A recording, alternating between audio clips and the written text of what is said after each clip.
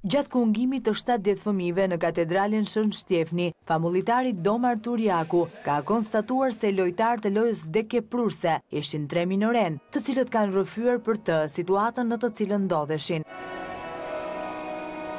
Duke ruajtur anonimatin e tyre, famulitari i Shkodrës rrëfen dëmtimet që të rriturit i kishin shkaktuar vetes, duke përmbushur sfidat e tutorit të lojës.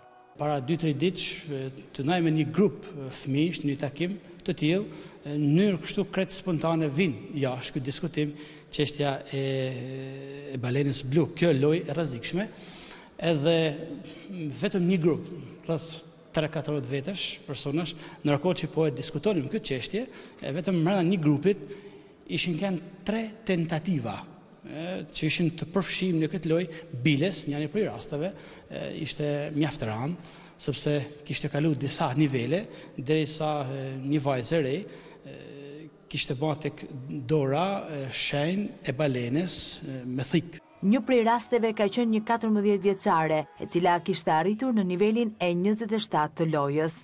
Tashi është në proces rikuperimit edhe sigurisht familja e kanë vënë në kontroll situatën. Kanë vënë ndjeni edhe familjarët e këtyre fëmijëve, por edhe sot gjatë meshës e kanë bërë publike edhe do të vazhdoj në mënyrë intensive këto ditë ta bëjmë publike, sepse vërtet kjo është një lojë e rrezikshme që po i çon sidomos adoleshentët apo fëmijët deri në ekstreme.